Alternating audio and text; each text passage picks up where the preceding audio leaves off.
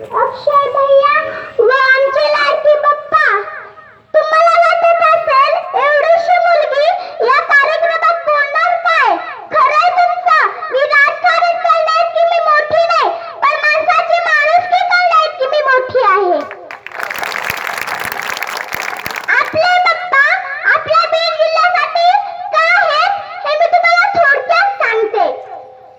कोणाला असते कशाची देणगी, कोणाला असते कशाची देणगी, अख्ख्या बीड जिल्ह्याला आहे आपल्या बाप्पाची देणगी.